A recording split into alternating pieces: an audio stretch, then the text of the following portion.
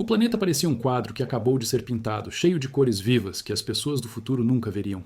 A Terra, por ser nova, vibrava com uma energia pura e forte, uma força que saía do próprio chão e subia pelas raízes de árvores gigantescas, cujas pontas mais altas pareciam falar com as nuvens. O ar era limpo, com um cheiro de terra molhada, de flores diferentes que nasciam e morriam em um ciclo veloz e impressionante, e do som distante de rios, cheios de água que cortavam a paisagem como se fossem veias abertas, alimentando toda a natureza, que ainda se lembrava de como tinha sido tocada por seu Criador. O sol parecia ter um brilho mais dourado, a lua um tom mais prateado, e as estrelas, que eram muitas e bem claras no céu escuro da noite, não eram apenas luzes, mas sinais de um grande mistério, observadoras silenciosas de uma promessa e de uma grande tristeza, a tristeza do paraíso que foi perdido. Com certeza, o Jardim do Éden não era uma história inventada, pelo menos não naquela época. Era uma lembrança real, uma dor que a humanidade ainda sentia no coração.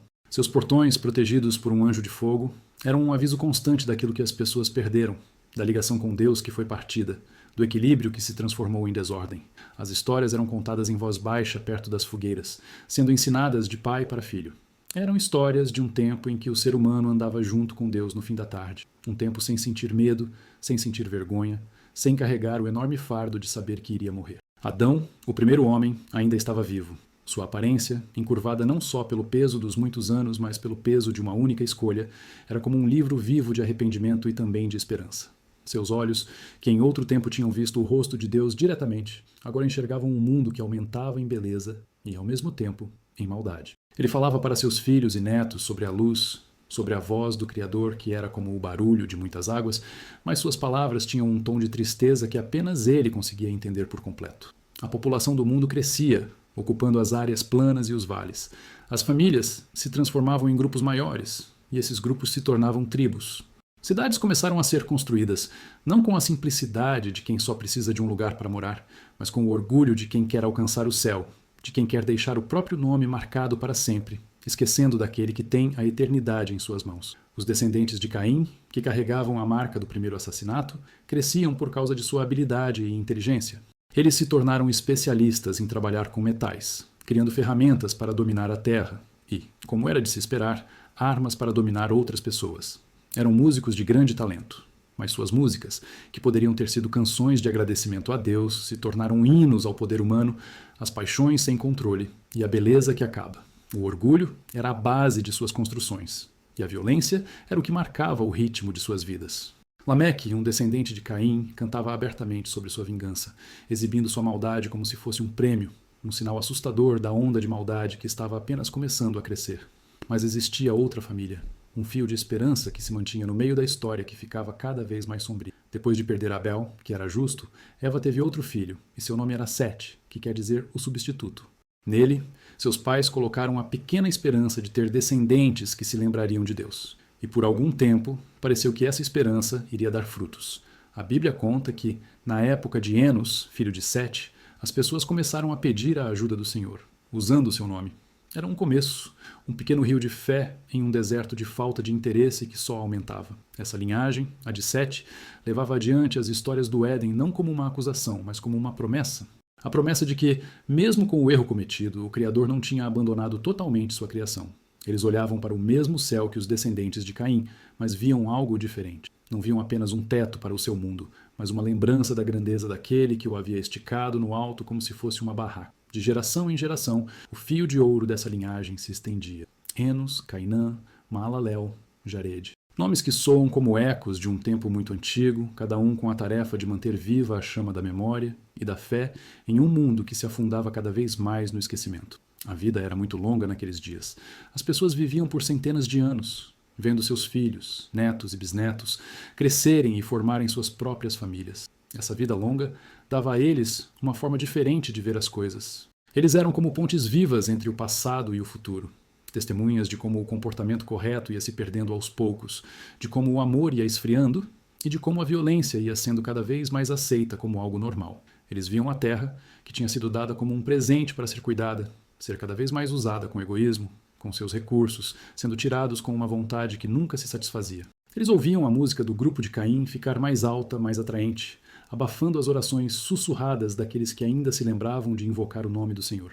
Foi nesse ambiente, nesse exato momento de virada na história, quando a beleza da criação e a feiura da maldade humana lutavam uma batalha silenciosa, que um menino nasceu na família de Jared. Ele era o sétimo na linhagem de Sete, um número que, nos tempos futuros, seria ligado à perfeição e ao descanso de Deus. Seus pais o chamaram de Enoque, um nome que significa dedicado ou consagrado.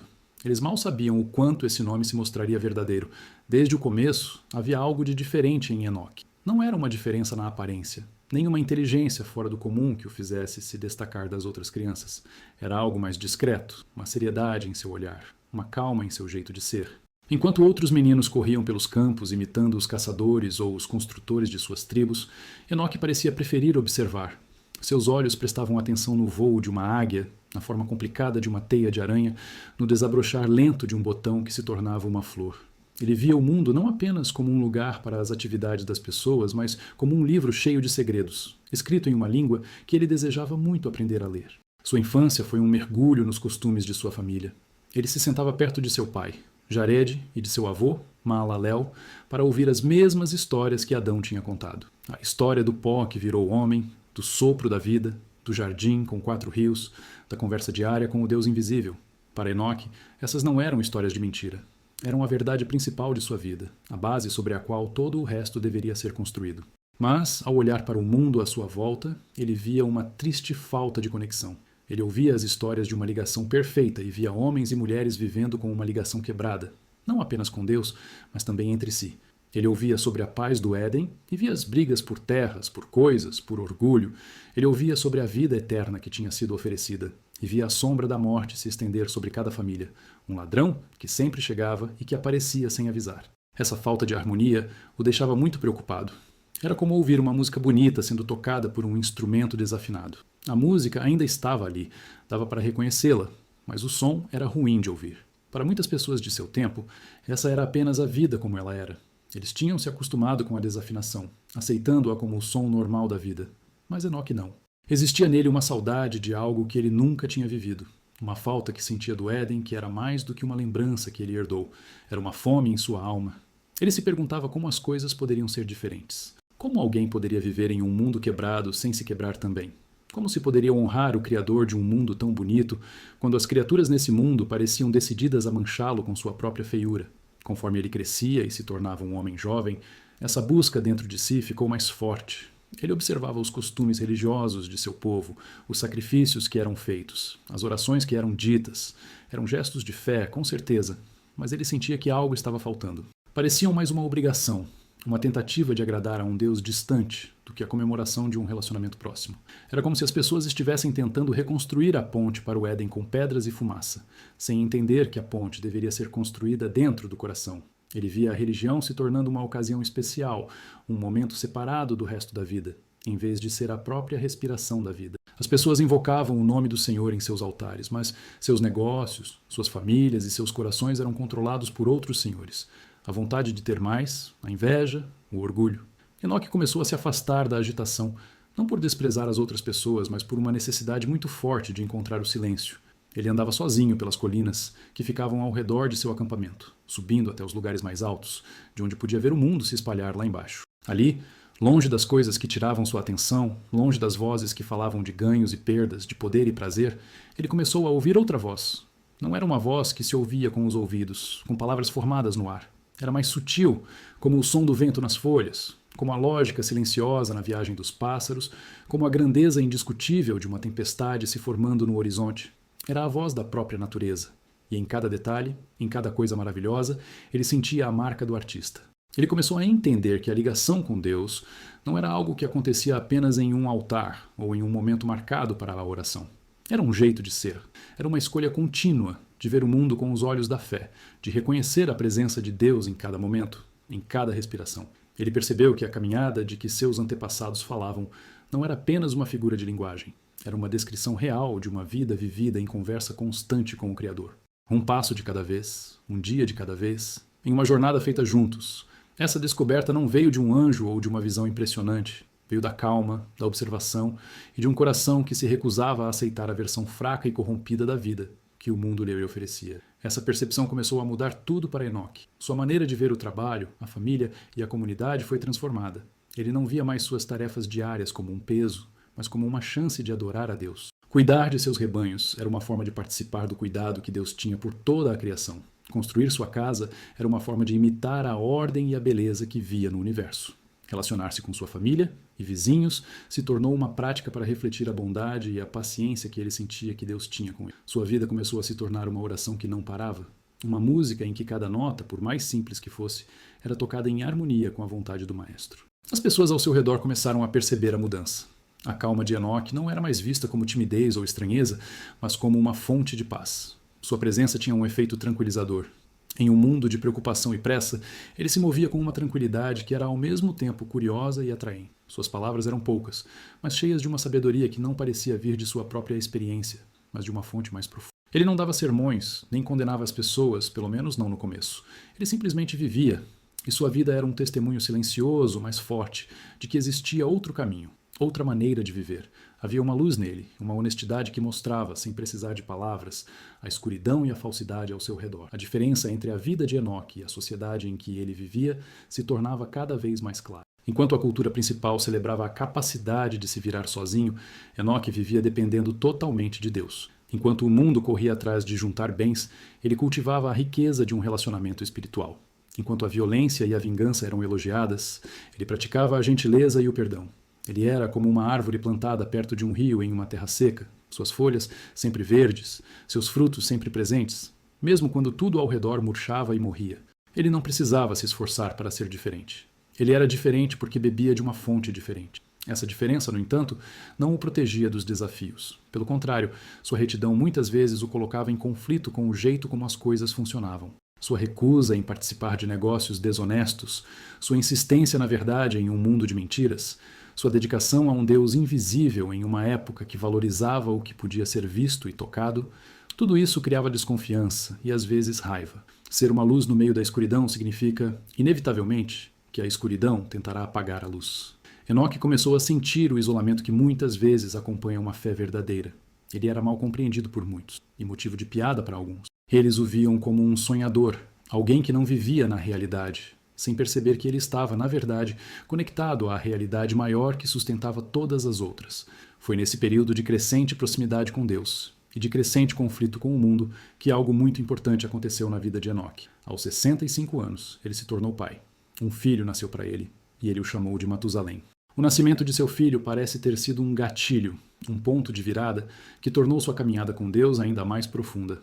Olhar para aquele ser pequeno, tão frágil e tão cheio de potencial, deve ter despertado em Enoque um senso ainda maior de propósito e responsabilidade. Ele não estava apenas vivendo para si mesmo ou para Deus, ele agora era o protetor de uma nova geração, o próximo elo na corrente da linhagem. A tradição judaica sugere que o nome Matusalém tem um significado que prevê o futuro. Quando ele morrer, algo será enviado. Seja essa interpretação exata ou não, é inegável que, a partir do nascimento de seu filho, a Bíblia descreve a vida de Enoque com uma frase específica e poderosa. E Enoque andou com Deus. Essa frase é usada apenas para ele e mais tarde para Noé. Não diz que ele acreditava em Deus, ou que orava a Deus, ou que obedecia a Deus, embora tudo isso fosse verdade. Diz que ele andou com Deus. A imagem é de companheirismo, de proximidade, de uma jornada feita lado a lado. Não era mais apenas Enoque buscando a Deus na tranquilidade das colinas.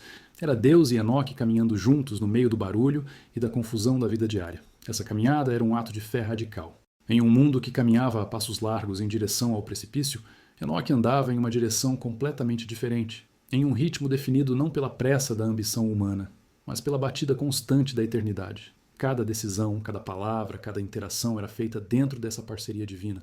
Imagine o que isso significava. Significava consultar a Deus antes de fechar um negócio. Significava buscar a sabedoria divina para educar seu filho. Significava pedir força para amar seus vizinhos, mesmo aqueles que o desprezavam. Significava ver cada ser humano não como um competidor ou um recurso, mas como uma criação do Deus com quem ele caminhava, alguém que merecia respeito e compaixão. Sua vida se tornou um reflexo do caráter de Deus em um mundo que o distorcia, onde o mundo era confuso, sua vida era organizada, onde o mundo era barulhento e ansioso, sua vida ansiosa. Onde o mundo era consumido pela paixão do momento, sua vida estava firmada na rocha da eternidade. Ele não se retirou do mundo. Ele continuou a ser pai, marido, membro de sua comunidade, mas ele andava através do mundo de uma maneira diferente, como alguém que, embora seus pés estivessem firmemente plantados na terra, tinha seu coração e sua mente fixos no céu. Ele era um representante de uma realidade diferente, um cidadão do reino de Deus vivendo como um estrangeiro em uma terra que já não reconhecia seu verdadeiro rei. Essa caminhada de 300 anos após o nascimento de Matusalém foi um testemunho contínuo. Tente imaginar a constância, a perseverança que isso exigiu. 300 anos, séculos de fidelidade diária. Ele viu gerações nascerem e morrerem, viu a tecnologia humana avançar e a moralidade humana regredir. Viu a beleza da criação persistir, apesar dos esforços do homem para estragá-la. E através de tudo isso, ele continuou a andar com Deus. Sua fé não foi como um fogo de artifício, brilhante e rápido. Foi como o sol, nascendo fielmente a cada manhã. Uma presença constante e doadora de vida em um horizonte cada vez mais escuro. O mundo ao seu redor, no entanto, não ficou parado. A corrupção que ele havia observado em sua juventude havia se espalhado como uma doença, contaminando todos os aspectos da sociedade. A violência, que antes acontecia de vez em quando, tornou-se comum. A injustiça não era mais uma exceção, mas a regra, e algo novo e assustador começou a surgir. A Bíblia fala de um tempo em que filhos de Deus se uniram a filhas dos homens, resultando em uma descendência de gigantes, os nefilins, homens famosos, mas cuja presença parece ter acelerado a espiral de violência e pecado. A terra estava se tornando um lugar de pesadelo, um experimento divino que parecia ter dado terrivelmente errado. Nesse contexto, a caminhada pacífica de Enoque com Deus tornou-se um ato de desafio. Sua vida era uma profecia viva, um contraste gritante que denunciava a escuridão simplesmente por existir. Ele não precisava gritar para ser ouvido. Sua fidelidade ecoava mais alto do que qualquer discurso. Cada passo que ele dava em comunhão com Deus era um passo que o afastava do abismo, para o qual o resto do mundo corria. Ele era uma exceção, um paradoxo, um homem cuja alma estava em paz enquanto o mundo ao seu redor se preparava para a guerra. Ele era a prova viva de que, mesmo no meio da mais profunda depravação, era possível manter uma conexão pura e firme com o Criador. E essa conexão, essa caminhada fiel e sem interrupção, estava o preparando para um destino que nenhum homem antes dele havia conhecido. Um destino que o separaria para sempre do caminho mortal de todos os outros. Um convite para continuar sua caminhada em um lugar onde não há mais sombra, nem dor, nem a desarmonia de um mundo quebrado, mas apenas a melodia perfeita e eterna da presença de Deus. Sua jornada na Terra estava chegando a um ponto alto, não a um fim, mas a uma transição, uma passagem que se tornaria um dos maiores mistérios e uma das mais brilhantes esperanças de toda a história humana. O que significa de verdade andar com Deus? A pergunta fica no ar sobre a história de Enoque como uma névoa sagrada, um convite para olhar além do significado superficial das palavras. Para as pessoas da época de Enoque e para tantas gerações que vieram depois, a religião era um sistema de trocas, um sacrifício oferecido em troca de uma boa colheita, uma oração feita para afastar um perigo próximo, um ritual realizado para aliviar a consciência ou para garantir um lugar na tribo. Era um relacionamento construído com base no medo e na necessidade, uma negociação cuidadosa com o poder do universo que era, em sua essência, distante e imprevisível. Deus era uma força a ser controlada, não um companheiro a ser conhecido. Mas Enoque, em sua busca silenciosa, havia descoberto uma verdade mais profunda, uma verdade que transformaria sua existência de uma série de momentos religiosos em uma vida de comunhão sem interrupções. Ele entendeu que o Criador do universo não desejava a fumaça dos altares, mas o fogo do coração.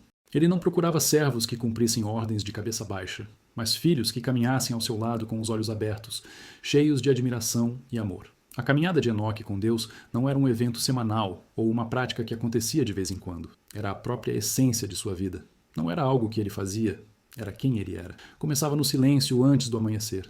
Enquanto o mundo ao seu redor ainda dormia, ou talvez se recuperava de uma noite de exageros, Enoque procurava a solidão. Ele encontrava um lugar, talvez no topo de uma colina, onde a primeira luz do dia tocava a terra, e ali ele simplesmente ficava quieto. Naquele silêncio, ele aprendia a arte de ouvir. O mundo moderno esqueceu essa arte, preenchendo cada segundo com barulho, com informação, com distrações que nos impedem de ouvir a voz mais importante de todas. Mas Enoque cultivava o silêncio como um fazendeiro cultiva a terra. Ele entendia que apenas em um solo silencioso a semente da revelação divina poderia crescer. Naquela quietude, ele não esvaziava sua mente como fariam os místicos de outras tradições. Pelo contrário, ele a preenchia. Preenchia-a com a grandeza do que via ao seu redor. A natureza era o seu livro sagrado. Naquela época antiga, não havia rolos de pergaminho com a lei e os profetas. A revelação de Deus estava escrita na própria estrutura do universo. E Enoque era um leitor atento.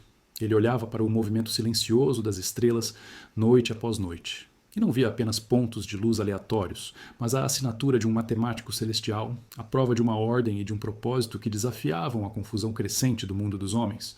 Ele observava o ciclo das estações, a fidelidade da semente que se tornava árvore e que, por sua vez, produzia novas sementes e via nisso uma lição sobre a vida, a morte e a ressurreição, uma promessa silenciosa de que o fim nunca era verdadeiramente o fim. Ele estudava o comportamento dos animais, a força do leão, a sabedoria da formiga, a liberdade da águia, e em cada um deles ele via um pequeno reflexo, uma parte do caráter variado de seu Criador. Para Enoque, a natureza não era um recurso a ser usado, mas um templo a ser visitado. Cada montanha era um altar, cada rio um hino, cada floresta uma catedral com colunas vivas que se erguiam para o céu.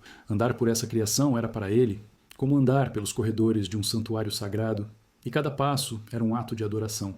Essa observação atenta alimentava o segundo pilar de sua caminhada, a conversa. A oração de Enoque não era, podemos imaginar, uma lista formal de pedidos. Era um diálogo contínuo, que acontecia nos momentos mais comuns de seu dia. Enquanto guiava suas ovelhas para um novo pasto, ele compartilhava seus pensamentos com seu companheiro divino. Olha como o sol aquece esta encosta. O Senhor pensou nisso, não foi? Em dar a cada criatura o que ela precisa. Enquanto consertava uma cerca ou moldava um pote de barro, suas mãos trabalhavam, mas seu coração conversava. Ajuda-me a fazer isto com honestidade, com a mesma perfeição com que o Senhor moldou as montanhas.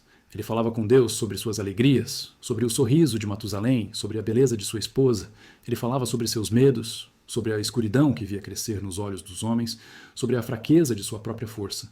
E naquela conversa, ele não ouvia uma voz de trovão em resposta. Ele sentia uma paz que acalmava sua ansiedade. Sentia uma clareza que guiava sua próxima decisão. Sentia uma força que renovava seu espírito cansado. Sua vida era uma oração em movimento, uma demonstração de que a comunhão com o sagrado não exige um afastamento do comum, mas sim a santificação do comum. O terceiro, e talvez mais importante elemento de sua caminhada, era a obediência.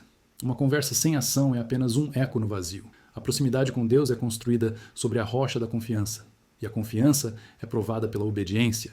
Quando Enoque, em sua quietude e conversa, sentia um impulso em seu espírito, um chamado para dividir seu pão com uma família necessitada, para falar uma palavra de verdade a um vizinho enganado, para perdoar uma ofensa em vez de guardar rancor, ele agia. Cada pequeno ato de obediência era como adicionar mais um fio a uma corda. Sozinho, o fio era fraco. Mas trançados juntos, dia após dia, ano após ano, por 300 anos, esses fios de obediência criaram uma corda de comunhão tão forte que nada na terra poderia rompê-la. Ele aprendeu que a vontade de Deus não era um conjunto de regras aleatórias destinadas a limitar a liberdade, mas sim as instruções do próprio Criador sobre como a vida foi projetada para funcionar melhor. Obedecer não era uma perda de liberdade, era o único caminho para a verdadeira liberdade, a liberdade de ser a pessoa que ele foi criado para ser. Essa vida integrada, essa união de contemplação, conversa e obediência, fazia de Enoque uma figura de contraste absoluto em sua geração. Imagine a cena. Nas cidades dos descendentes de Caim, a vida era um espetáculo de barulho e ambição. O som das bigornas moldando armas ecoava dia e noite. A música, alta e sensual, era a trilha sonora de festas que duravam dias. As conversas eram sobre poder, sobre conquistas, sobre quem possuía mais gado, mais terra, mais esposas. Era uma cultura do exterior, onde o valor de um homem era medido pelo que ele podia construir, conquistar e exibir. A vida era uma corrida frenética para deixar uma marca, para construir um legado de pedra e metal que gritasse aos céus: eu estive aqui, eu fui importante. Mas era um grito de desespero, a tentativa de preencher um vazio interior com realizações exteriores. A ansiedade era o ar que respiravam, a competição o seu pão diário. E então, no meio de tudo isso, havia Enoque. Ele não se isolava em um mosteiro no deserto. Ele vivia no mundo. Seus vizinhos o viam. Eles o viam trabalhar sem a febre da ganância. Eles o viam criar seu filho sem a rigidez do orgulho ou o descaso do egoísmo. Eles o viam enfrentar as mesmas tempestades, as mesmas secas, as mesmas doenças que todos os outros, mas sem o pânico desesperado que corroía a alma de seus pares. Havia uma serenidade em Enoque, que era profundamente perturbadora para ele. Era como um lago de águas paradas no meio de um oceano tempestuoso. Sua paz não era a paz da ignorância ou da indiferença. Era a paz que vem de uma confiança profunda, de uma âncora firmemente presa em uma realidade invisível. Sua presença silenciosa era um sermão mais poderoso do que qualquer palavra. Sua alegria, que não dependia das circunstâncias, era um questionamento a toda a busca frenética por prazer que o cercava. Sua integridade, inabalável e consistente, era um espelho que refletia a corrupção e os acordos morais que os outros faziam todos os dias. Ele se tornou um exemplo vivo de outros que viriam depois dele, almas justas navegando em oceanos de maldade. Ele foi o primeiro Noé. Gênesis nos diz que Noé, assim como Enoque, andava com Deus e era justo em sua geração. Ambos eram homens que mantiveram a sanidade espiritual em um mundo que enlouquecia. Ambos foram chamados a serem pais de uma linhagem de esperança em meio ao desespero. Ambos foram instrumentos de um aviso divino para um mundo surdo. E ambos foram salvos do juízo que consumiu todos ao seu redor. A salvação de Noé foi através da água, em uma arca de madeira. A salvação de Enoque seria ainda mais espetacular. Uma passagem direta, sem a necessidade de uma arca, pois seu próprio corpo, santificado por 300 anos de caminhada, havia se tornado o veículo de sua transcendência. Sua caminhada lembra a jornada de Abraão, que séculos mais tarde seria chamado de amigo de Deus. A amizade implica proximidade, confiança mútua e um compartilhamento de corações. Abraão foi chamado a deixar sua cultura, sua família, e caminhar em direção a uma terra desconhecida, confiando apenas na voz de Deus. Enoque fez uma jornada semelhante, não geográfica, mas espiritual. Ele deixou a cultura de seu tempo, abandonou os valores de sua geração e caminhou em direção a uma pátria celestial, mesmo enquanto seus pés ainda pisavam o pó da terra. Ambos os homens viveram como estrangeiros e peregrinos, entendendo que seu verdadeiro lar não era deste mundo, uma percepção que só é possível para aqueles que caminham em estreita comunhão com o rei do outro mundo. A proximidade de Enoque antecipa a de Moisés, de quem as escrituras dizem que Deus falava face a face, como um homem fala com seu amigo. Essa é a linguagem da conversa, do diálogo, não do monólogo. Moisés subia a montanha para encontrar a Deus na nuvem e no fogo, buscando um refúgio da teimosia e da incredulidade do povo no acampamento abaixo. Enoque, à sua própria maneira, subia as montanhas da contemplação a cada dia, encontrando refúgio da corrupção crescente ao seu redor. A comunhão de ambos com Deus os transformava. Moisés descia a montanha com o rosto brilhando com uma glória refletida. Enoque vivia com sua alma inteira brilhando com uma santidade refletida, uma luz que era visível para todos os que tinham olhos para ver. Ele foi um precursor de Daniel, que, exilado no coração do império mais poderoso e pagão de seu tempo, a Babilônia, se recusou a se contaminar. Daniel manteve sua comunhão com Deus através de uma disciplina rigorosa de oração, abrindo suas janelas em direção a Jerusalém 3 vezes ao dia, um ato de lealdade espiritual que desafiava diretamente a cultura ao seu redor. A vida de Enoque era como uma janela perpetuamente aberta para o céu. Ele não precisava de um horário fixo para a oração, pois sua vida inteira era uma oração. Assim como Daniel, sua fidelidade o destacou, atraindo tanto o favor de alguns quanto a ira de outros. Ambos os homens provaram que é possível viver no coração da Babilônia, seja a Babilônia literal ou a Babilônia espiritual de um mundo caído, sem permitir que a Babilônia viva dentro de você. E, em última análise, a caminhada de Enoque é uma sombra, um vislumbre antigo da vida de Cristo. Jesus, o Filho de Deus, andou na terra em perfeita e ininterrupta comunhão com o Pai. Suas palavras eram as palavras do Pai. Suas obras eram as obras do Pai. Ele vivia em constante diálogo, retirando-se para orar, mas também conversando com o Pai no meio da multidão. Sua vida era um testemunho perfeito do que a humanidade foi criada para ser, um reflexo do caráter de Deus, vivendo em parceria e harmonia com ele. Enoque, em sua humanidade caída, mas redimida pela fé, foi o mais próximo que alguém no mundo antigo chegou desse ideal.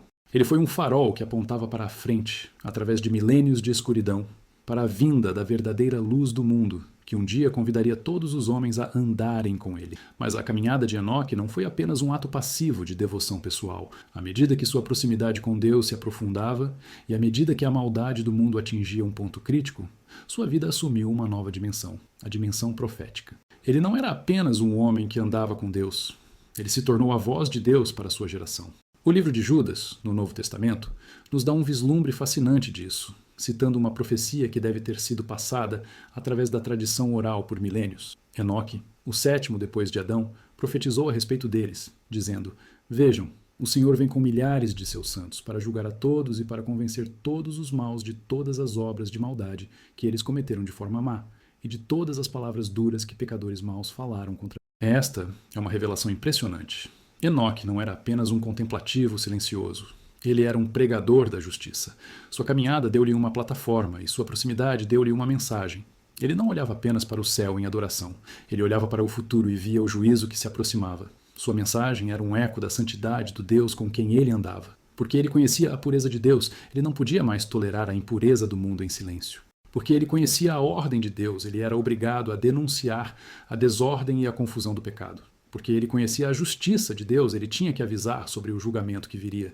Imagine o impacto dessas palavras em uma cultura que havia se tornado completamente egoísta e surda a qualquer noção de responsabilidade moral. Imagine Enoque, com seus olhos que pareciam ver outra realidade, parado em uma praça ou no portão de uma cidade próspera, sua voz calma, mas firme, cortando o barulho do comércio e da festa. Ele não falava com a raiva de um reformador social, mas com a tristeza de um vigia que vê uma tempestade se formando no horizonte e tenta avisar um vilarejo que se recusa a ouvir. Suas palavras sobre o Senhor vindo com seus santos para julgar seriam recebidas com zombaria e deboche. Julgamento? Olhe para nós, eles diriam.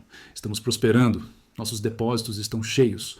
Nossas cidades são fortes. Onde está esse seu Deus? Se ele existe, parece não se importar com o que fazemos. A pregação de Enoque o teria transformado de uma figura estranha e pacífica em uma ameaça. A paz que ele transmitia era atraente, mas a verdade que ele falava era ofensiva. Ele estava expondo a doença que eles preferiam ignorar. Ele estava segurando um espelho para uma sociedade que odiava o que via. E em vez de quebrar o pecado, eles queriam quebrar o espelho. A hostilidade que ele antes sentia de forma sutil agora se tornaria aberta. Ele se tornaria um alvo. Andar com Deus em um mundo que anda na direção oposta não é um passeio no parque, é uma caminhada em território inimigo. E ainda assim, ele continuou. 300 anos. Sua perseverança é talvez o aspecto mais incrível de sua história. É fácil ter fé por um dia, por um ano, mas por 300 anos, enfrentar a mesma resistência, ver a mesma decadência, pregar a mesma mensagem para ouvidos surdos e ainda assim manter a mesma proximidade, a mesma alegria, a mesma paz. Isso não é humano. Isso é o resultado de uma vida que tira sua força não de dentro, mas de cima. Sua fidelidade não estava enraizada em sua própria determinação, mas na fidelidade do Deus com quem ele andava. Ele era apenas o galho. Deus era a videira. E enquanto ele permanecesse conectado, a seiva da vida divina fluía através dele, permitindo-lhe produzir frutos em uma estação em que todas as outras árvores estavam mortas. Sua vida se torna, então, uma profunda reflexão sobre a natureza da fé. A fé não é a ausência de dúvida ou dificuldade. A fé é a escolha de continuar andando na direção certa, um passo de cada vez, mesmo quando o caminho é íngreme, escuro e solitário. A fé é a confiança de que o companheiro de caminhada é real, mesmo quando ele está em silêncio. A fé é a convicção de que o destino vale a jornada, mesmo quando o destino parece infinitamente distante. Enoque personificou essa fé. Ele não tinha uma Bíblia para guiá-lo, nem uma igreja para apoiá-lo, nem histórias de santos para inspirá-lo.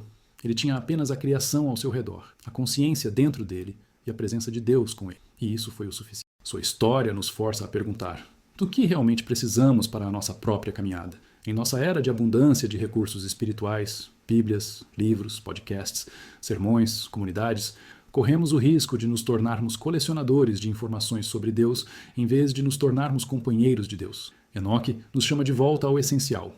Ele nos chama de volta ao silêncio, à contemplação, à conversa honesta e à obediência simples.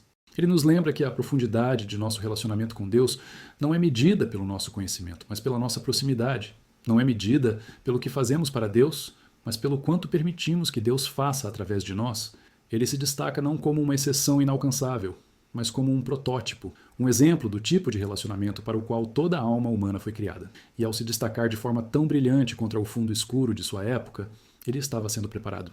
Cada passo de sua caminhada de 300 anos não era apenas um ato de fé no presente, mas um passo em direção a um limiar, um portal que se abriria apenas para ele. Um ponto, onde a caminhada terrena terminaria e a caminhada celestial começaria de uma forma que o mundo nunca tinha visto e jamais esqueceria. A frase tem uma simplicidade que engana, quase escondida no meio das longas listas de famílias do livro de Gênesis. Nomes e idades aparecem em uma sequência séria, uma lista de vidas que começaram e terminaram, o pó voltando a ser pó. E então, no meio desse ritmo de nascimento e morte, a sequência é quebrada por 4 palavras que mudam tudo. E Enoque andou com Deus. A caneta do escritor sagrado faz uma pausa. O fluxo da mortalidade é interrompido. Esta não é apenas mais uma vida na lista. É uma porta para outro tipo de existência. Mas o que se esconde dentro dessa frase? Que universo de significado está guardado nessa metáfora de uma caminhada? Para desvendar o mistério de Enoque, precisamos nos tornar arqueólogos de almas, cavando as camadas de significado teológico, espiritual e prático, que transformam esse simples movimento em um dos mais profundos exemplos de relacionamento entre o homem e seu Criador. Não é apenas o que Enoque fez, é um convite que vale para sempre, um mapa para uma jornada que cada coração humano deseja fazer, mesmo que não saiba o nome de seu destino. Para começar, toda caminhada feita em conjunto se baseia em um princípio fundamental, e que não pode ser negociado: o acordo. O profeta Amós, séculos mais tarde, faria a pergunta retórica que serve como a primeira chave para o nosso mistério. 2 pessoas andarão juntas, se não estiverem de acordo? Imagine 2 viajantes em uma vasta planície. Seus caminhos se cruzam, mas um deseja seguir para o leste, em direção à promessa do sol nascente, enquanto o outro está determinado a ir para o oeste, em direção às sombras que se alongam. Eles podem conversar por um momento, podem até dividir uma refeição, mas não podem caminhar juntos. Sua jornada compartilhada termina no momento em que suas vontades se separam. A caminhada de Enoque com Deus foi, antes de tudo, um ato de acordo, uma harmonização de vontades que durou 300 anos. Não era um acordo entre iguais, como dois comerciantes que negociam um contrato. Era o alinhamento de uma vontade finita, falha e frágil com a vontade infinita, perfeita e soberana do Criador. Isso significa que Enoque, a cada dia, fazia uma escolha consciente. Ele escolhia concordar com a perspectiva de Deus sobre a realidade. Quando olhava para a violência crescente e o orgulho de seus contemporâneos, ele concordava com o coração de Deus, que se entristecia com a corrupção. Ele não se tornava descrente ou indiferente, nem se juntava à multidão para se sentir seguro. Ele via o pecado não como uma liberdade a ser explorada, mas como uma escravidão a ser lamentada, uma doença que estava matando a alma do mundo. Quando olhava para a beleza de uma flor desabrochando ou para a complexidade do céu noturno, ele concordava com a sabedoria e a bondade de Deus, vendo a mão do artista onde outros viam apenas o acaso ou a matéria bruta. Concordar com Deus era para Enoque alinhar a bússola de sua alma com o norte magnético da santidade divina. O mundo ao seu redor oferecia 1000 outras direções. O caminho da riqueza, o caminho do poder, o caminho do prazer, o caminho da autoexaltação. Mas Enoque, a cada manhã, recalibrava sua bússola interior e escolhia o único caminho que levava à vida, o caminho de Deus. Esse acordo não era passivo. Era um ato de fé ativo e contínuo, uma declaração diária de lealdade em um mundo que havia declarado sua independência de seu Criador.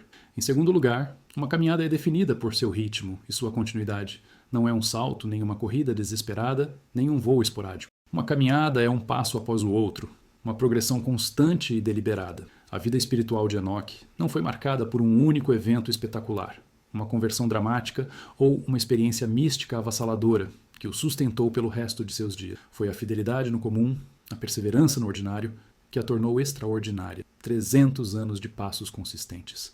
Isso fala de uma disciplina que vai além da emoção. As emoções são como o tempo. Um dia está ensolarado e quente, no outro está frio e tempestuoso.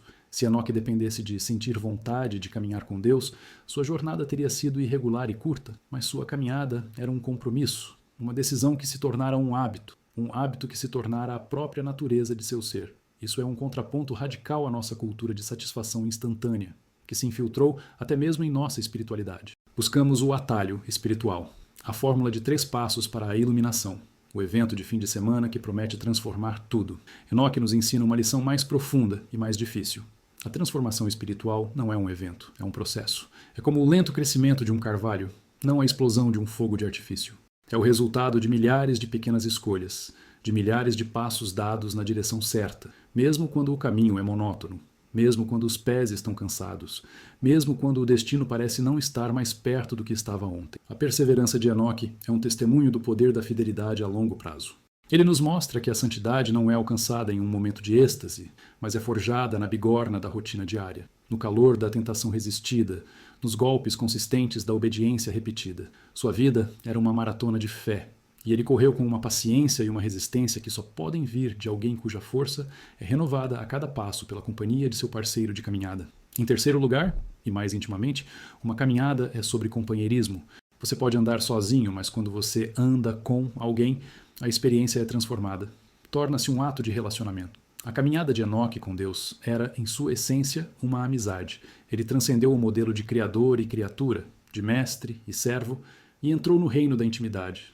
Como era essa amizade? Era construída sobre a base da comunicação constante que já exploramos, a conversa que fluía sem a necessidade de formalidades. Mas era mais do que isso. Era um compartilhamento de vida. Enoque não escondia nada de Deus. Ele trazia suas falhas, suas dúvidas, suas fraquezas para a luz da presença divina.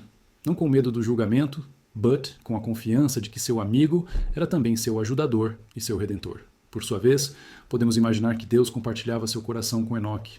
Ele revelava seus propósitos, sua tristeza pela rebelião do homem, seus planos de justiça e redenção. Foi nessa intimidade que Enoque recebeu a profecia sobre o juízo futuro. Não foi um decreto enviado de longe, foi uma confidência compartilhada entre amigos, um aviso que nasceu de um relacionamento de confiança. Essa intimidade o santificou. Há um velho ditado que diz: "Diga-me com quem andas e eu te direi quem és." passar 300 anos na companhia ininterrupta da santidade, da verdade e do amor, perfeitos, teve um efeito transformador. O caráter de Deus, por um processo de osmose espiritual, começou a permear o caráter de Enoque. A paciência de Deus se tornou sua paciência. A compaixão de Deus se tornou sua compaixão. A aversão de Deus ao pecado se tornou sua aversão ao pecado. Ele não estava simplesmente seguindo um código de regras morais. Ele estava se tornando cada vez mais parecido com a pessoa com quem andava. Este é o verdadeiro objetivo da santidade. Não é a conformidade a um padrão externo, mas a transformação de um caráter interno. É menos sobre o que fazemos e mais sobre quem nos tornamos. A vida de Enoque é a maior demonstração do princípio bíblico de que somos transformados, de glória em glória, na sua própria imagem, ao contemplarmos a glória do Senhor. Enoque contemplou essa glória não em uma visão, mas em uma caminhada, e foi transformado. Como então ele conseguiu manter essa caminhada em um ambiente tão tóxico? A vida de Enoque é um estudo de caso sobre como ser santo no mundo, sem ser do mundo. Ele não era um eremita. A Bíblia faz questão de notar que gerou filhos e filhas. Ele era um homem de família, um membro da sociedade. Ele tinha responsabilidades, trabalho, relacionamentos. Sua santidade não foi cultivada em um vácuo estéril, mas no meio da bagunça e da corrupção de sua época. Isso torna seu testemunho ainda mais poderoso. Ele nos mostra que a comunhão com Deus não é uma fuga da realidade, mas a fonte de força para enfrentar a realidade sem ser consumido por ela. Sua estratégia parece ter sido uma de separação interior, não de isolamento físico. Enquanto o mundo ao seu redor estava embriagado com o vinho da impiedoficência, Enoque permanecia sóbrio. Ele vivia segundo um conjunto diferente de valores. Operava com base em um conjunto diferente de premissas. A premissa fundamental de sua cultura era: a vida é curta, aproveite ao máximo para si mesmo. A premissa de Enoque era: a vida é uma névoa, viva ao máximo para Deus. Essa diferença de premissa fundamental o levou a tomar milhares de decisões diferentes em sua vida diária. Onde outros enganariam para obter lucro, ele escolheria a integridade, mesmo que isso significasse perda. Onde outros buscariam vingança por uma ofensa, ele escolheria o caminho do perdão, confiando na justiça final de Deus. Onde outros se entregariam aos desejos passageiros de sua carne, ele escolheria a disciplina, buscando o prazer mais profundo e duradouro de agradar a seu Deus. Sua vida era, portanto, uma luz. O apóstolo João escreveria milênios depois que Deus é luz, e não há nele treva nenhuma. Se dissermos que temos comunhão com ele e andarmos nas trevas, mentimos e não praticamos a verdade. Mas, se andarmos na luz, como ele na luz está, temos comunhão uns com os outros. Enoque foi a personificação primordial de andar na luz. Sua vida era transparente, consistente. Não havia cantos escuros de hipocrisia, nem agendas ocultas. O homem que ele era em particular, em sua comunhão com Deus, era o mesmo homem que seus vizinhos viam em público. Essa autenticidade era a fonte de seu poder espiritual. A luz que ele carregava fazia duas coisas. Primeiro, ela iluminava o caminho para qualquer outra pessoa que estivesse cansada da escuridão e buscasse uma alternativa. Podemos imaginar que sua esposa, seus filhos e talvez um pequeno círculo de outros fiéis foram atraídos para sua luz, encontrando nele um oásis de sanidade em um mundo louco. Mas a luz também faz outra coisa. Ela expõe a sujeira. Para aqueles que amavam as trevas, a luz de Enoque era intolerável. Ela expunha suas más ações, seus motivos corruptos, sua falência espiritual. Sua mera existência era um julgamento silencioso sobre o modo de vida deles. Isso explica porque sua pregação sobre o juízo vindouro seria tão veementemente rejeitada. Ele não era apenas um mensageiro de más notícias. Sua própria vida era a encarnação da norma pela qual eles seriam julgados. Rejeitá-lo e a sua mensagem era uma questão de autopreservação psicológica. Eles tinham que declará-lo louco para poderem continuar a se sentir sãos em sua própria loucura. Portanto, a caminhada de Enoque com Deus não o levou a uma vida de conforto e facilidade. Levou-o a uma vida de conflito e tensão. A fé que o conectava tão profundamente a Deus era a mesma fé que o desconectava tão radicalmente de sua cultura. A aplicação de sua vida para nós hoje é ao mesmo tempo simples e profundamente desafiadora. A história de Enoque não está na Bíblia como uma curiosidade histórica sobre um super santo inatingível. Ela está lá como um convite. O mesmo Deus que caminhou com Enoque nas colinas do mundo antigo anseia por caminhar conosco nos corredores de nossos escritórios, nas cozinhas de nossas casas e nas ruas de nossas cidades. O convite para andar com Deus não expirou. Mas como respondemos a ele? A vida de Enoque nos oferece um mapa prático. Primeiro, a caminhada começa com um acordo. Para nós, que vivemos deste lado da revelação completa em Cristo e nas Escrituras, concordar com Deus significa submeter nossos próprios pensamentos, opiniões e desejos à verdade revelada em Sua palavra. Significa ler a Bíblia não como um livro de sugestões, mas como a palavra de autoridade do nosso Criador. e dizer sim à sua perspectiva sobre o dinheiro, os relacionamentos, a moralidade e o propósito. Significa um arrependimento diário, um realinhamento constante de nossa bússola interior, afastando-nos de nosso próprio egoísmo e nos voltando para a sua vontade. Segundo, a caminhada exige ritmo e perseverança. Isso se traduz em cultivar, não como um ritual legalista para ganhar o favor de Deus, mas como um atleta que treina para construir força e resistência. É a decisão de reservar um tempo a cada dia para o silêncio e a escuta, para a leitura da palavra, para a conversa da oração. É o compromisso de se conectar com outros crentes para encorajamento e responsabilidade. São esses ritmos diários e semanais que constroem a resiliência espiritual para continuar andando quando os tempos se tornam difíceis, quando as emoções falham e quando a cultura nos puxa em 1000 direções diferentes. Enoque não se tornou um gigante espiritual da noite para o dia. Ele se tornou um pela força composta de milhares de dias fiéis. Terceiro, a caminhada prospera na intimidade. Isso nos chama para além de uma fé puramente intelectual. É possível saber tudo sobre uma pessoa sem realmente conhecê-la. Muitos conhecem a teologia sobre Deus, mas não conhecem o Deus da teologia. A lição de Enoque é que Deus deseja ser conhecido, não apenas estudado. Isso nos convida a uma oração que é menos sobre recitar listas e mais sobre compartilhar o coração. É falar com Deus com a mesma honestidade e vulnerabilidade que teríamos com o nosso amigo mais confiável. É aprender a reconhecer seus sussurros em nossa consciência, sua orientação nas circunstâncias, sua presença na beleza da criação e nos rostos daqueles que amamos. É cultivar uma consciência de sua presença em cada momento, transformando o mundano em sagrado. Por fim, a caminhada de Enoque nos adverte sobre o custo. Andar com Deus em um mundo que, em sua essência, ainda é hostil a ele, nos colocará em desacordo com a cultura. Significará que haverá momentos em que teremos que ficar em pé quando todos os outros se ajoelham diante dos ídolos modernos do materialismo, do individualismo e do relativismo moral. Significará ser mal compreendido, talvez ridicularizado, considerado antiquado ou irrelevante. A luz que carregamos inevitavelmente perturbará aqueles que amam as trevas, mas Enoque também nos mostra a recompensa. O custo da desconexão cultural é infinitamente superado pela recompensa da comunhão divina. A paz, o propósito, a alegria e a segurança que se encontram ao caminhar com o Criador do Universo são um tesouro que o mundo não pode oferecer e não pode tirar. Assim, a frase "E Enoque andou com Deus" deixa de ser uma declaração sobre um homem antigo e se torna uma pergunta para cada um de nós. Estamos andando com Deus? Nosso caminho está alinhado com o dele? Nosso ritmo é constante e perseverante? Nosso relacionamento é marcado pela intimidade e pelo companheirismo? A vida de Enoque não é um pedestal para ser admirado, mas uma trilha para ser seguida. Ele foi o pioneiro, o primeiro a demonstrar em sua plenitude o que era possível para a humanidade, mesmo após a queda. Ele provou que a porta do Éden, embora guardada, não estava completamente fechada. O caminho de volta à comunhão com Deus não era geográfico, mas relacional. E ao percorrer esse caminho com uma fidelidade tão absoluta, por um período tão longo, Enoque estava sendo preparado para um destino único. Ele estava se tornando tão alinhado com o céu que a terra não podia mais retê-lo. Sua caminhada não estava apenas o transformando, estava o transportando passo a passo para um limiar, onde a própria natureza da existência estava prestes a ser redefinida para ele, de uma forma que ecoaria pela eternidade como um testemunho do destino final de todos aqueles que escolhem andar com Deus. A morte era a lei indiscutível do mundo depois do Éden. Era o que igualava a todos, o destino certo que esperava por reis e servos, por pessoas justas e más. Ela chegava como um ladrão à noite, silenciosa e definitiva, o ponto final que encerrava cada frase de uma vida humana. Era o eco constante daquela primeira desobediência debaixo da árvore do conhecimento, uma dívida que todos, sem exceção, tinham que pagar. O livro de Gênesis, em sua sequência de gerações, reforçava essa verdade com uma repetição sombria e constante. E viveu tantos anos e teve filhos e filhas, e foram todos os dias de sua vida tantos anos e morreu.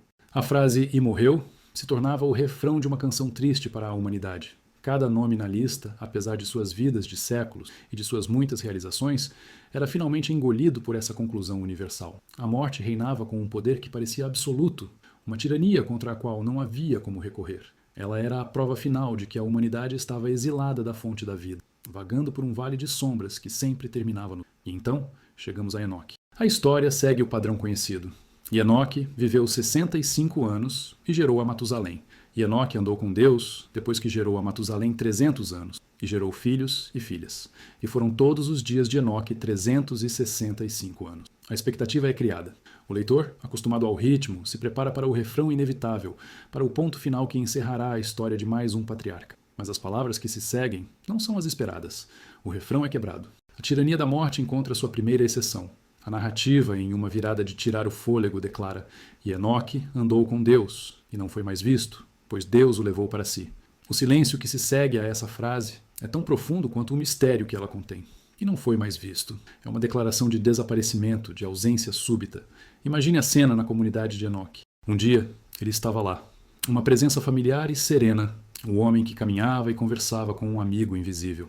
No dia seguinte, ele simplesmente não estava. Sua cadeira estava vazia.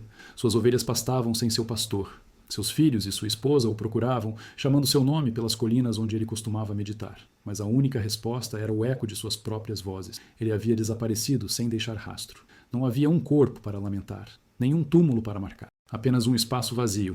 Uma ausência que era mais poderosa do que qualquer presença.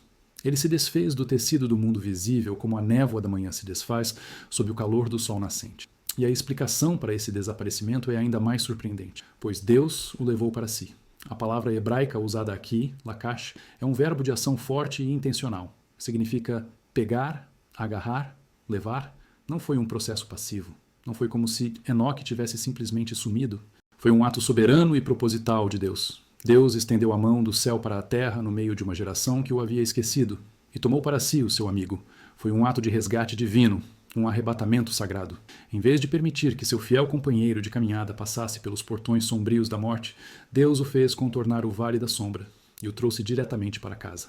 A caminhada que começara na terra simplesmente continuou, sem interrupção, do outro lado do véu.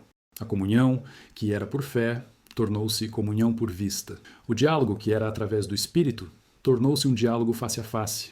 Este evento, a translação de Enoque, é um terremoto teológico. É a primeira rachadura na armadura aparentemente invencível da morte. É a primeira evidência concreta de que o túmulo não tem a palavra final. Em um mundo onde a única certeza era o fim, a história de Enoque plantou uma semente de esperança, uma sugestão radical de que a vida com Deus não termina na morte, mas a supera. Foi um ato profético de Deus, uma demonstração em carne e osso, antes de qualquer promessa escrita, de que Ele é o Deus da vida, não da morte. Foi um vislumbre da ressurreição, um trailer da vitória que um dia seria conquistada de forma definitiva sobre o último inimigo. O desaparecimento de Enoque foi o primeiro tiro de advertência de Deus contra o império da morte, um sinal de que seu reinado era limitado e seu tempo contado.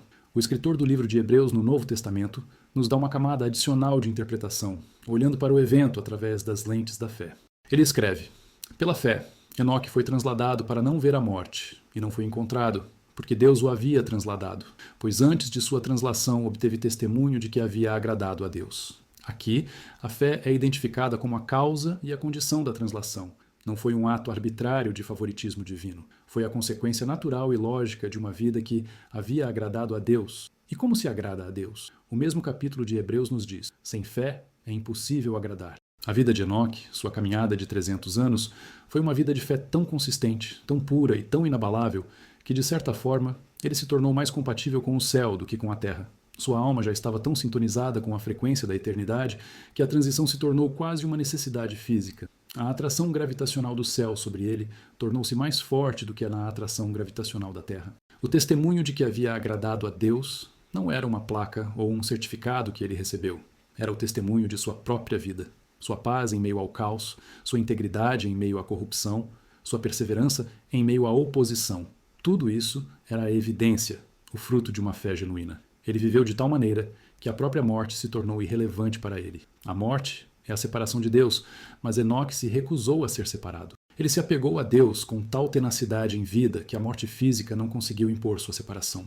Deus honrou essa fé da maneira mais dramática possível, ratificando a união ininterrupta de Enoque com ele, tornando-a eterna e visível para todas as gerações. A história de Enoque se torna um farol, brilhando ao lado de outra história igualmente milagrosa, a do profeta Elias. Séculos mais tarde, em um tempo de profunda apostasia em Israel, Elias, o profeta de fogo, que enfrentou sozinho os profetas de Baal no Monte Carmelo, também seria poupado da experiência da morte. Após passar seu manto profético para seu sucessor, Eliseu, a Bíblia relata que eis que um carro de fogo, com cavalos de fogo, os separou um do outro, e Elias subiu ao céu num redemoinho. A translação de Elias foi espetacular, dramática, cheia de fogo e poder, um reflexo de seu ministério tempestuoso. A de Enoque foi silenciosa, misteriosa, quase discreta, um reflexo de sua caminhada pacífica e interior. Elias foi tomado no clímax de um conflito nacional. Enoque foi tomado no silêncio de uma vida pessoal de devoção.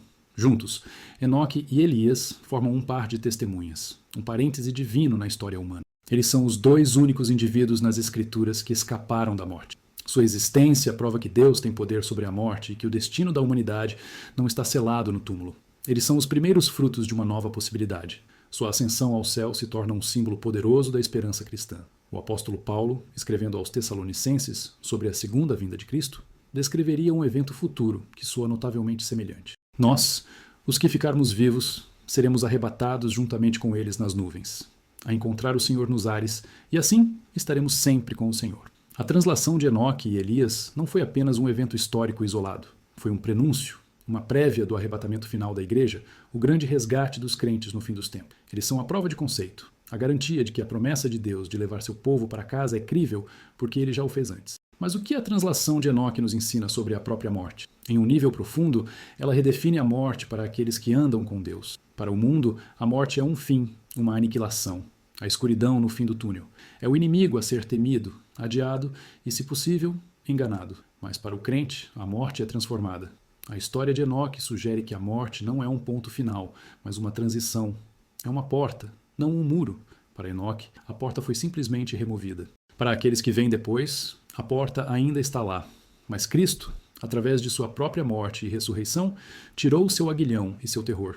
Ele transformou a porta da prisão em um portão para o palácio. A morte, na perspectiva cristã, torna-se um adormecer, como Paulo a descreve. É um descanso do trabalho e da luta desta vida, seguido por um despertar na presença do Senhor. A translação de Enoque é a versão definitiva de não ter que adormecer, mas ir diretamente para o despertar. No entanto, o destino final é o mesmo. Seja através da translação, do sono da morte ou do arrebatamento final, o destino de todos que andam com Deus é estar sempre com o Senhor. A história de Enoque nos ensina a não temer a morte, mas a focar em viver uma vida digna da eternidade. A questão mais importante não é como vamos morrer, mas como estamos vivendo. Se andarmos com Deus em vida, a morte, em qualquer forma que venha, será apenas a continuação natural dessa caminhada em uma dimensão mais gloriosa. A morte perde seu poder sobre aquele cuja vida já está escondida em Deus. Enoque não morreu porque, em um sentido real, ele já havia morrido para o mundo e seus caminhos 300 anos antes. Sua vida já estava tão entrelaçada com a vida de Deus que a morte biológica se tornou uma formalidade que Deus achou por bem dispensar. Isso nos leva a uma reflexão sobre a esperança da ressurreição. A translação de Enoque não é a mesma coisa que a ressurreição, mas está intimamente ligada a ela. A ressurreição é a promessa de que aqueles que morreram em Cristo serão trazidos de volta à vida em corpos novos e glorificados. Enoque não precisou da ressurreição porque nunca morreu. No entanto, seu destino aponta para a mesma verdade fundamental. O corpo físico não é descartado no plano de Deus, mas é destinado à redenção e à glorificação. O fato de que Enoque e Elias foram levados ao céu em seus corpos, ou em corpos transformados, é uma poderosa afirmação do valor que Deus dá à sua criação material. A espiritualidade bíblica não é um gnosticismo que busca escapar da prisão do corpo para liberar um espírito etéreo. É a esperança de uma nova criação, um novo céu e uma nova terra, onde corpos redimidos habitarão um mundo redimido. Enoque, em seu estado transladado, é um cidadão pioneiro dessa nova criação, um testemunho vivo de que nosso futuro não é uma existência fantasmagórica, mas uma vida corporificada, real e tangível na presença de Deus. O que significou para Deus tomar Enoque? Podemos apenas especular, mas a linguagem sugere um desejo profundo, uma espécie de santa impaciência. Imagine um pai que envia seu filho para uma missão longa e perigosa em uma terra distante. Ele espera ansiosamente por cartas, mantém contato, mas anseia pelo dia em que poderá tê-lo de volta em casa. A caminhada de Enoque na terra foi sua missão. Ele foi fiel, um farol de luz em uma escuridão quase total. Mas depois de 365 anos, um ano de anos, simbolicamente completando sua jornada terrena, podemos imaginar o coração de Deus dizendo: basta, você cumpriu seu propósito, você me honrou, eu não quero mais esperar, eu o quero aqui, comigo, agora. Foi um ato de amor e de recompensa, foi a declaração final de Deus, de que Ele vê, Ele se importa e Ele recompensa aqueles que o buscam diligentemente. Para a geração de Enoque, seu desaparecimento teria sido um evento de profundo significado, embora provavelmente mal interpretado pela maioria.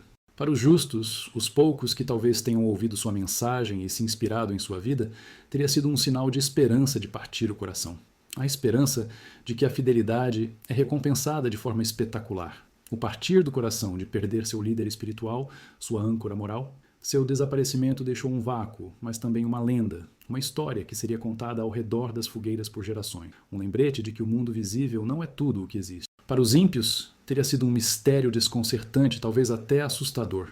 O homem que os advertiu sobre o julgamento divino de repente desapareceu, levado pelo mesmo Deus sobre quem ele falava. Foi uma validação de sua mensagem que eles não podiam ignorar facilmente. Sua ausência era talvez uma profecia mais poderosa do que qualquer palavra que ele pudesse ter dito.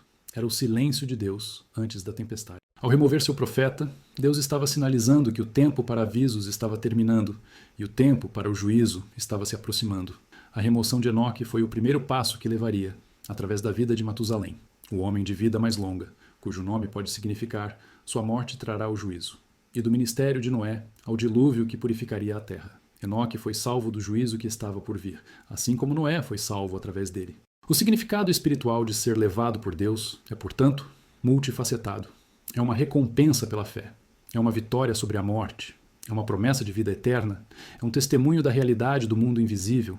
E é um ato de proteção, um resgate do juízo iminente. Para nós, que vivemos à sombra da cruz e da tumba vazia, a história de Enoque não é mais a única rachadura na armadura da morte. Jesus Cristo arrombou os portões do inferno e da morte, abrindo o caminho para que todos os que creem possam segui-lo. No entanto, a história de Enoque permanece como um testemunho único e poderoso. Ele é o modelo do peregrino, o arquétipo daquele que vive nesta vida com os olhos fixos na próxima. Sua história nos desafia a viver com uma perspectiva eterna. Se soubéssemos que, a qualquer momento, Deus poderia nos tomar para si, como isso mudaria a maneira como vivemos hoje? Deixaria de lado as ansiedades triviais? Perdoaria mais livremente? Amaria mais profundamente? Priorizaria a comunhão com Deus acima de todas as outras ambições? A vida de Enoque foi vivida em um estado de prontidão. Ele não estava se preparando para a morte. Ele estava se preparando para mais vida. Ele não estava tentando escapar do mundo. Ele estava tão focado em andar com Deus no mundo que se tornou apto para o próximo mundo. A translação não foi um evento arbitrário. Foi a culminação de sua caminhada, o próximo passo lógico em uma jornada que sempre esteve se movendo para cima, em direção a Deus. E assim, o mistério do desaparecimento de Enoque não é um quebra-cabeça para ser resolvido, mas uma verdade para ser vivida. É a verdade de que uma vida gasta em comunhão íntima com Deus é uma vida que já começou a provar o sabor da eternidade. É a verdade de que a fé genuína não termina em um túmulo, mas em um triunfo. E é a verdade de que, para aqueles que andam com Deus, o fim de sua história na Terra não é um ponto final, mas uma vírgula, uma pausa antes do começo do próximo capítulo glorioso, onde a caminhada continua para sempre, na luz inextinguível da presença do próprio Deus. Enoque não se viu mais na terra, porque ele finalmente foi visto em sua plenitude, em seu verdadeiro lar. Seu desaparecimento não foi uma perda, mas a suprema descoberta. Ele não morreu, ele simplesmente chegou em casa.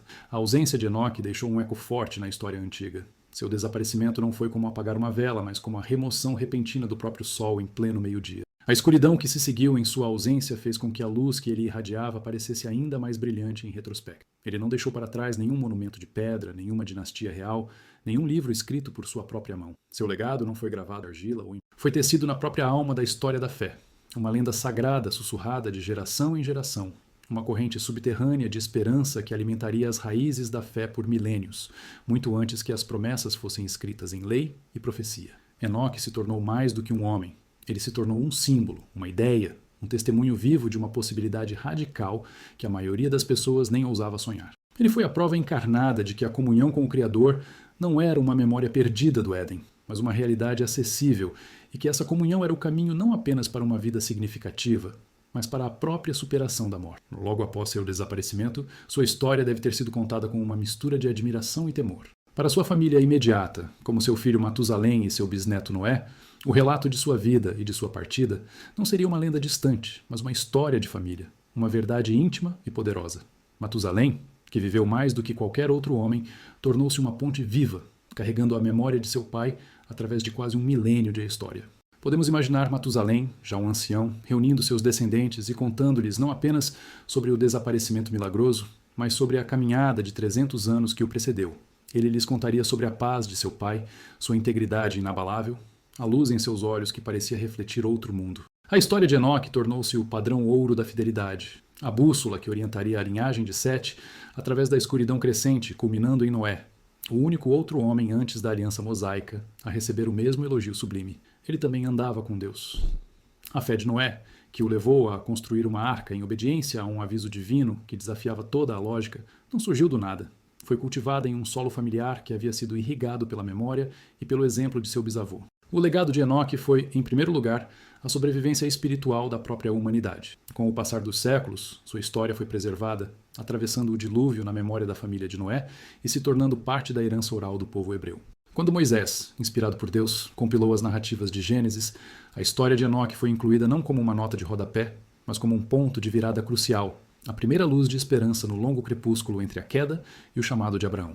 Sua história serviu como um lembrete perpétuo para Israel de que seu relacionamento com Yahweh não deveria ser meramente uma questão de leis, sacrifícios e rituais no tabernáculo, mas deveria aspirar à mesma intimidade e companheirismo que seu antigo ancestral havia desfrutado.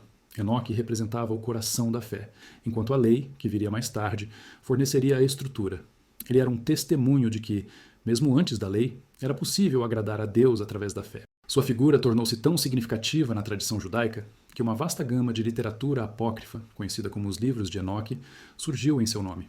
Embora não façam parte do cânon das Escrituras, esses textos revelam o imenso impacto que sua história teve. Eles o imaginam viajando pelos céus, recebendo revelações sobre os anjos, a criação, o juízo final e os mistérios do universo.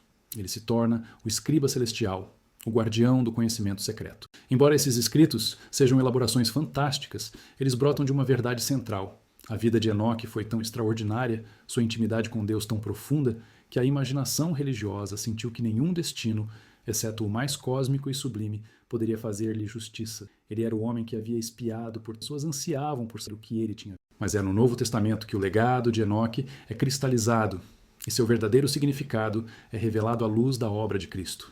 Ele é mencionado em 3 lugares distintos, cada um destacando um aspecto diferente e vital de sua importância. O primeiro, na genealogia de Jesus no Evangelho de Lucas, o coloca firmemente na linhagem do Messias. Ele não é apenas uma figura isolada, mas um elo crucial na corrente da promessa redentora que vai de Adão a Cristo. Sua fé e sua vida foram parte da preparação do caminho para a vinda daquele que ofereceria a todos a oportunidade de andar com Deus, de uma forma nova e ainda mais profunda. A segunda menção, e a mais teologicamente rica, está no grande Salão da Fé de Hebreus, capítulo 11. Aqui, Enoque é apresentado como um dos maiores exemplos de fé da história. O autor de Hebreus o usa para ilustrar a verdade de que, sem fé, é impossível agradar a Deus. A vida de Enoque se torna a prova definitiva.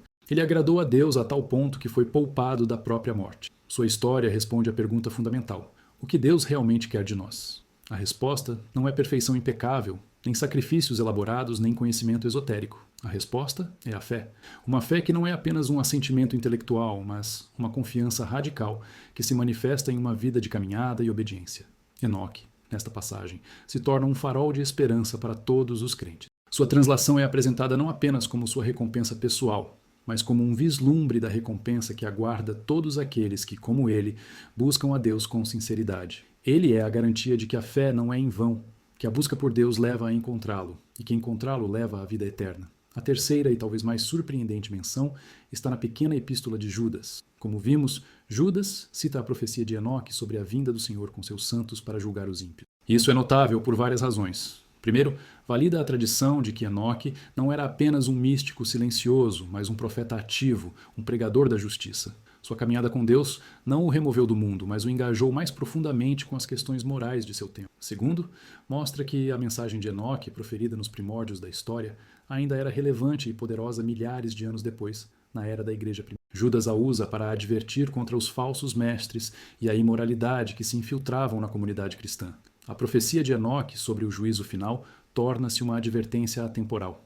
Ela nos lembra que Deus é um Deus de santidade e justiça, e que um dia todas as contas serão acertadas. A vida de Enoque, portanto, nos deixa um legado duplo: o convite à intimidade com Deus através da fé, Hebreus, e a advertência sobre a certeza do juízo divino para a impiedade, Judas. São as duas faces da mesma moeda da realidade espiritual. O que então a história de Enoque, com seu legado duradouro, nos ensina hoje em um mundo que é, em muitos aspectos, tão distante do seu, mas, em sua essência espiritual, tão assustadoramente semelhante? As lições são tão profundas e relevantes quanto a própria alma humana. Primeiro, Enoque nos ensina o poder de uma vida focada.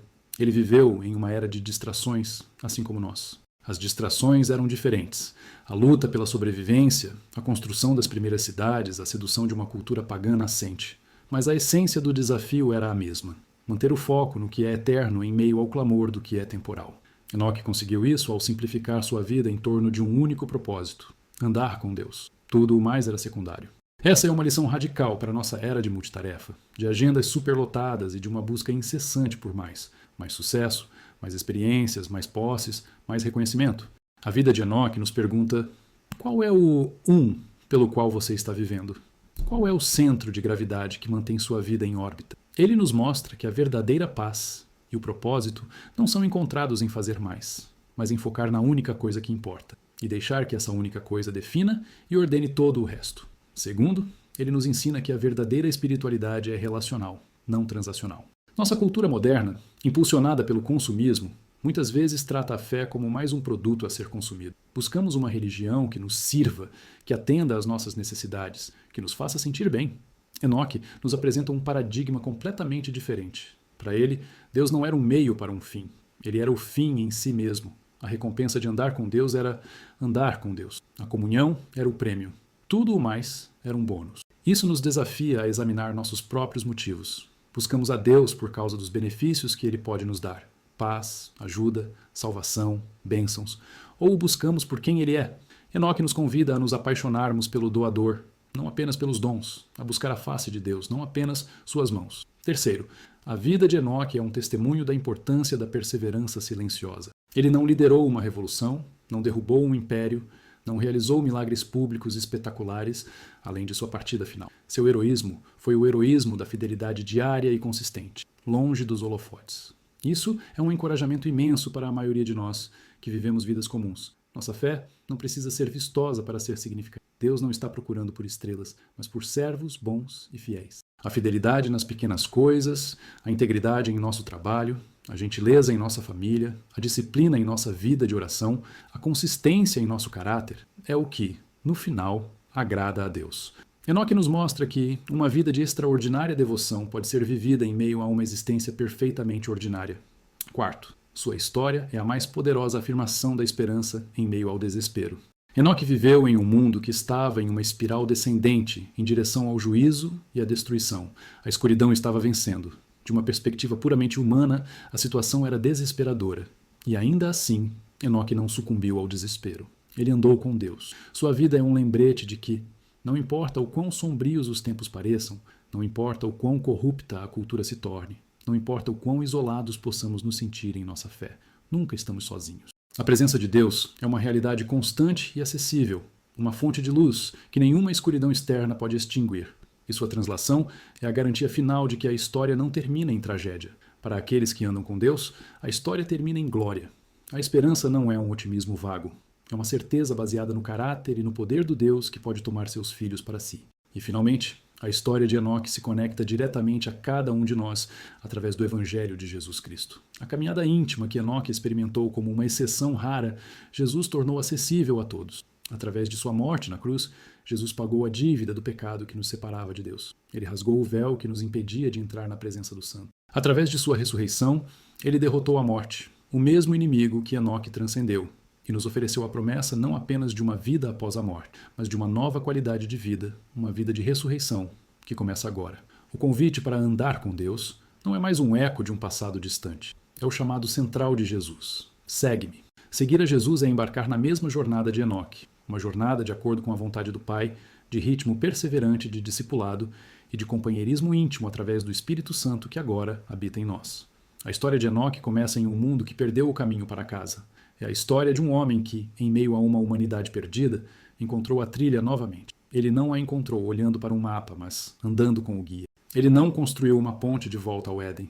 Ele cultivou um jardim de comunhão em sua própria alma. E ao fazer isso, ele se tornou um farol, uma estrela da manhã que anunciava o amanhecer que ainda estava por vir.